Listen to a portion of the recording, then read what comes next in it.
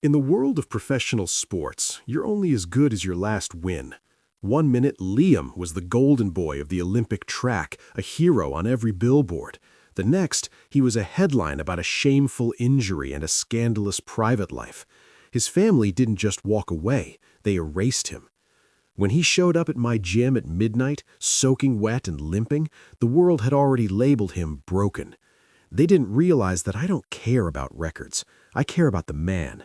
And this man, he's about to become the biggest mistake his enemies ever made. Have you ever been discarded the moment you were no longer perfect? Let's talk about it in the comments. My gym, the Iron Grave, isn't for people who want to look good in a mirror. It's for the people who want to survive. I built it after my own MMA career ended in a spray of blood and a crooked judge's decision.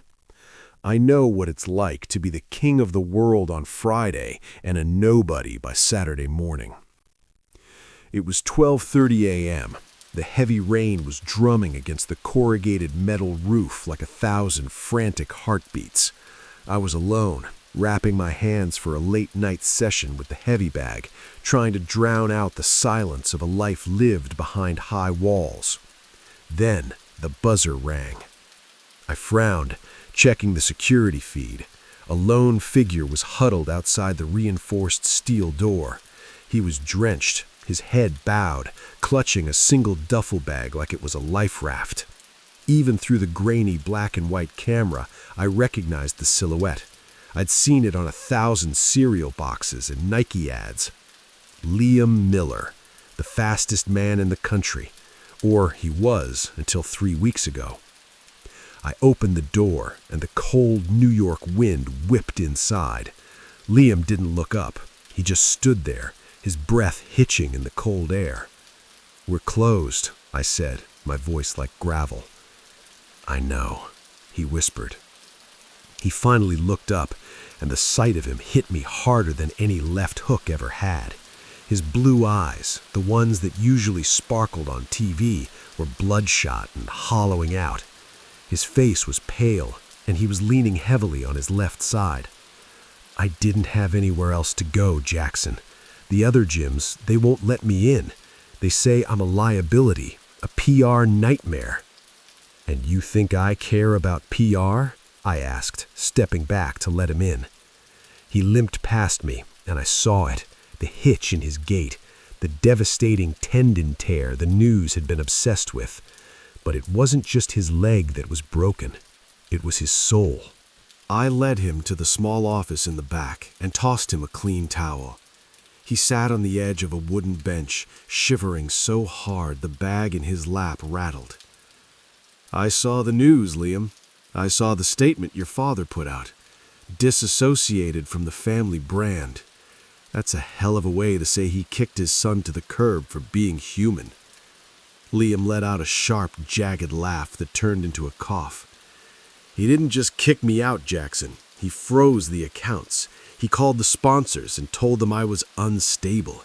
He told the press that my injury was a result of reckless lifestyle choices because he found out I was seeing someone he didn't approve of. He'd rather have a broken son than a gay one." I felt a familiar, dark heat rising in my chest. It was the same rage I felt when I was 20, standing on a sidewalk with my own gear bag and a father who told me I was dead to him. "So why here?" I asked, leaning against the doorframe. "You could have gone to a hotel, a friend." "I don't have friends, Jaxson," he said, looking at the towel in his hands. "I have teammates, and teammates don't hang out with liabilities. You're the only one who doesn't owe my father anything. You're the only one who's afraid of him." I walked over and knelt down in front of him. I didn't care about the personal space. I reached out and gripped his knee, the good one. "Listen to me. The world thinks you're a broken record. They think your story ended on that track in Oregon, but I'm the one who decides who was finished in this city." I stood up and pulled his duffel bag off his lap. "You're staying here.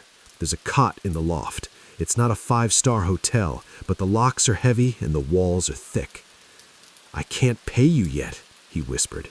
"I don't want your money, kid. I want your hunger. Tomorrow morning, 6 a.m., We start the rehab. Not for the Olympics, not for your father, for you."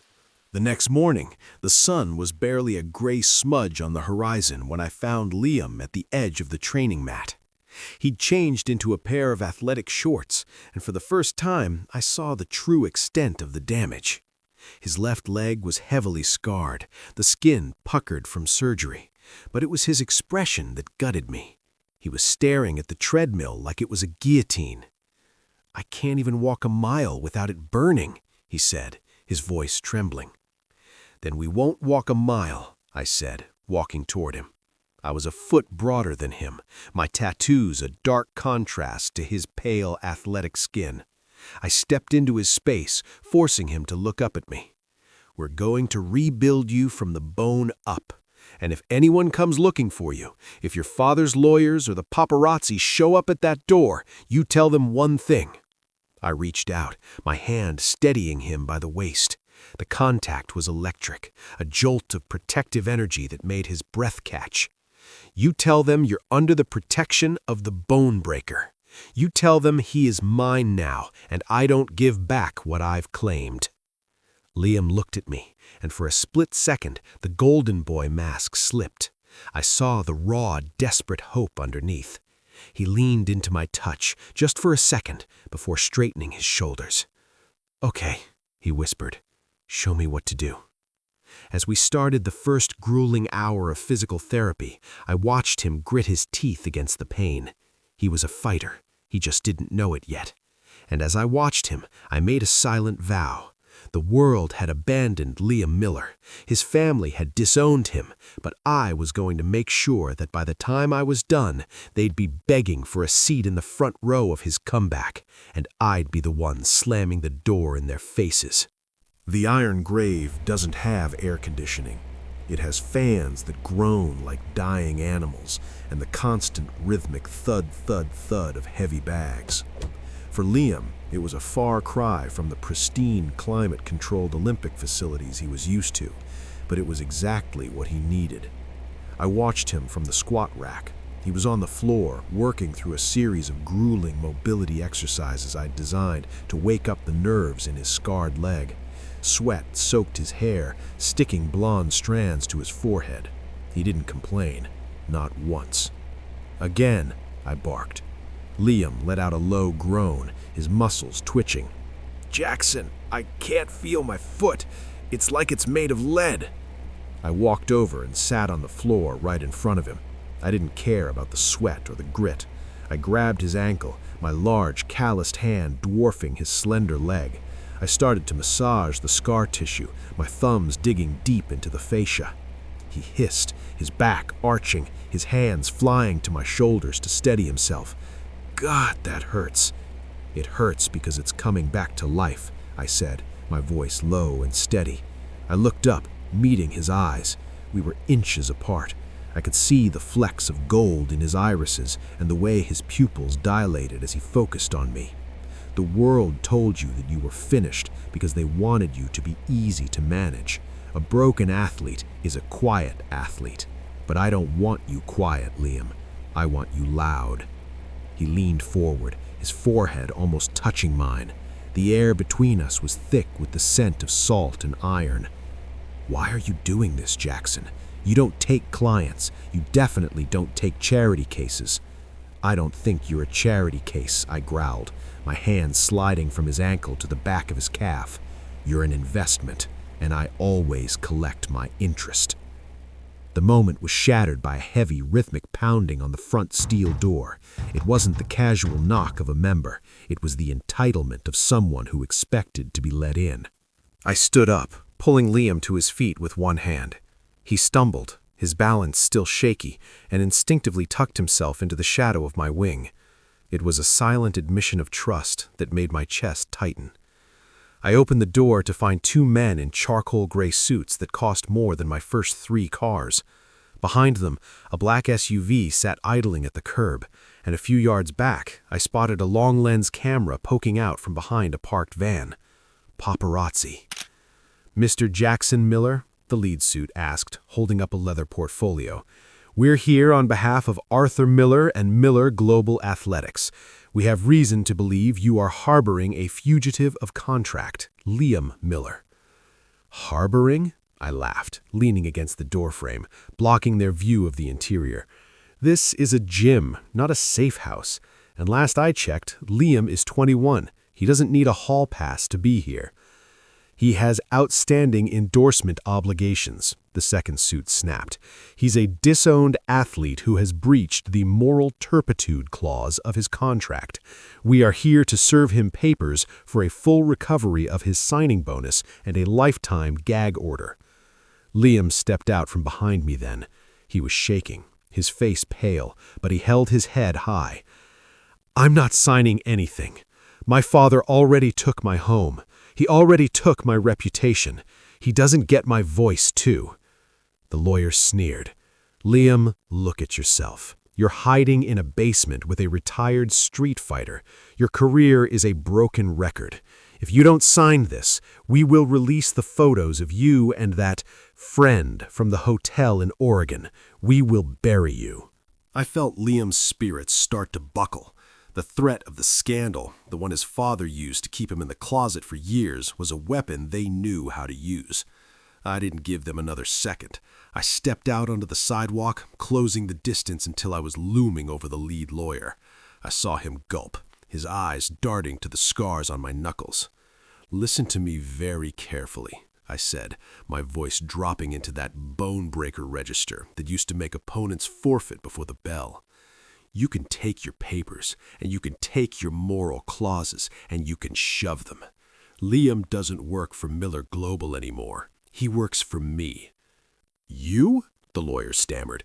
"You don't have the capital to—" "I have enough to keep you tied up in court for a decade," I lied. "Mostly.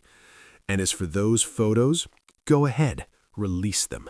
Tell the world that the fastest man alive loves men. It's 2026. The only people who care are bigots like Arthur Miller. And if a single pixel of those photos hits the internet, I'll make it my personal mission to find out which offshore accounts you're using to hide Arthur's tax fraud." The lawyer's face went white. "Now," I said, stepping back and pulling Liam close to my side, my arm draped heavily and possessively over his shoulders, "get off my property. And tell Arthur that if he wants to talk to his son, he has to go through me, because he is mine now. My gym, my protege, my business." I slammed the door and locked the deadbolt. Liam was staring at me, his mouth slightly open. The fear in his eyes was being replaced by something else, something warmer, deeper. "You just threatened the most powerful sports attorney in the city," Liam whispered. "I've fought bigger guys for less," I said, turning to him. I didn't let go of his shoulder. I liked the way he fit against me. "You okay?" He didn't answer with words. He lunged forward, throwing his arms around my neck and burying his face in my chest. He was shaking again, but this time it wasn't from the cold. "No one has ever stood up to him for me," he sobbed into my shirt. "Never." I wrapped my arms around him, holding him tight enough to fuse his broken pieces back together. "Get used to it, Golden Boy. We're just getting started." For 6 months, the world thought Liam Miller had vanished. The tabloids called him a cautionary tale. His father, Arthur, had moved on, scrubbing Liam's name from the company website and grooming a new, obedient runner to take his place. But inside the iron grave, the ghost was becoming a machine. I watched Liam on the track, a private, high-tech indoor strip I'd spent a small fortune to install. He wasn't living anymore. He was a blur of raw power and focused grace. When he crossed the finish line and hit the stopwatch, he stopped, panting, his skin glowing with sweat. He looked at the time and went dead still. Then he let out a shout that echoed off the rafters. "Jaxson, I did it! I'm faster! I'm faster than I was before the surgery!" I walked over, my heart swelling with a pride that felt dangerous. I reached out, grabbing his nape and pulling his forehead to mine. "I told you, the bone heals stronger where it was broken. You're not just back, Liam. You're better." He looked at me, his blue eyes burning with a new kind of fire. "The Miller Invitational is tonight. My father is giving a speech about legacy and integrity. He's going to announce his new star." "I know," I said, a dark smile tugging at my lips. "I've already got the suits ready. It's time to show them who the real legacy is." The New York Athletic Club was a fortress of old money and ego. Tuxedos, champagne, and the fake smiles of people who only love you when you're winning. When the Maybach pulled up to the curb, the paparazzi didn't even recognize the car. But when the door opened and I stepped out, a hush fell over the sidewalk.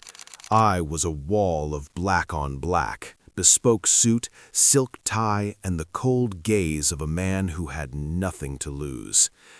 Then I reached back and held out my hand. Liam stepped out, and for a second the camera flashes actually stopped.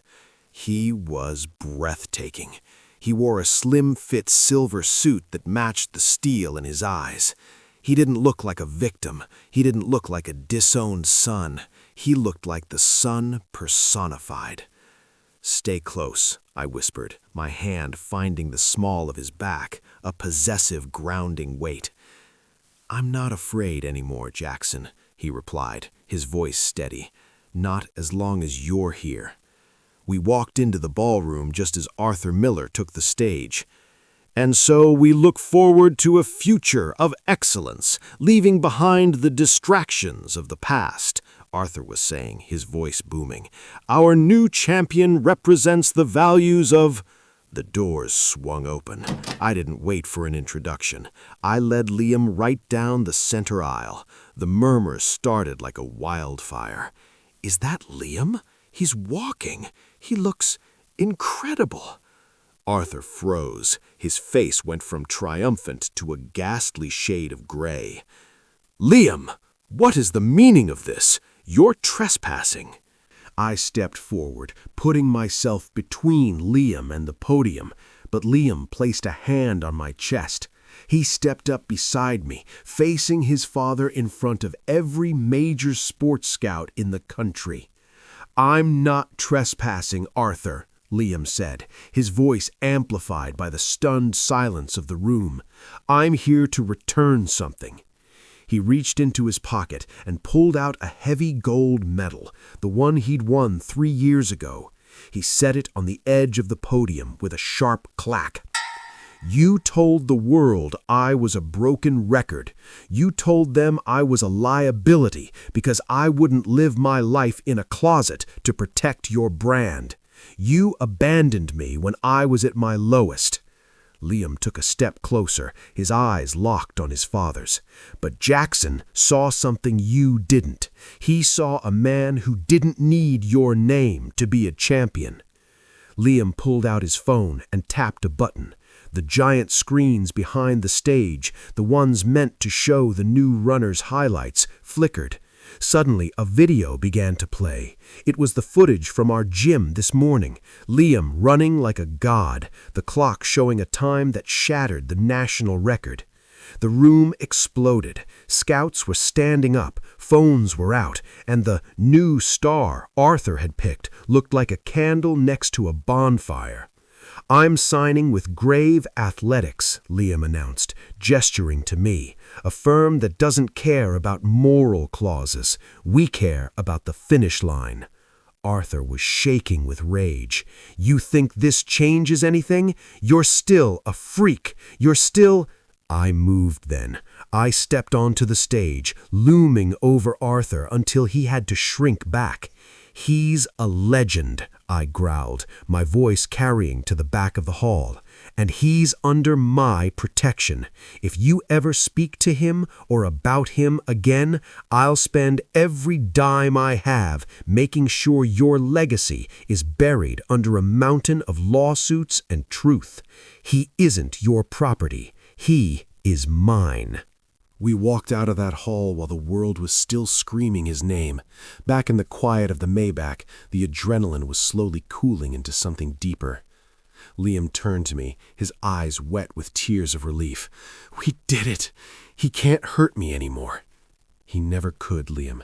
He just had you convinced he owned the air you breathed. I reached out, my hand cupping his face. I didn't care about the driver or the cameras outside. You were never broken. You were just waiting for someone to give you a reason to run. Liam leaned into my palm, his eyes closing. I didn't do it for the record, Jaxson. I did it for the man who didn't walk away when I was limping. He pulled me into a kiss, a deep, desperate, and beautiful collision of two souls who had been cast out by the world only to find each other. It tasted like sweat, salt in the future. I love you, Jaxson, he whispered against my lips. I've got you, golden boy, I replied, pulling him into my chest as we drove away from the wreckage of his past. Always. Liam spent his whole life running away from the shadows his father cast, only to realize that the strongest light was the one he built himself. Seeing him stand on that stage, not as a golden boy for a brand, but as a man who owns his own heart, that's the real record breaker.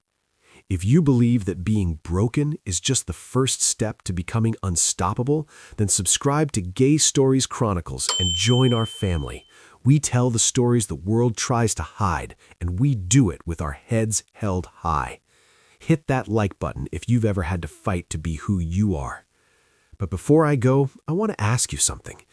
If you were Jaxson and someone you loved was being held back by a family that only cared about their reputation, how far would you go to set them free? Or if you were Liam, could you ever truly forgive a father who only came back once you started winning again? Drop your heart in the comments. I'm down there right now, and I can't wait to hear your story. I'm Jaxson, and this has been a Gay Stories Chronicles original. See you at the finish line.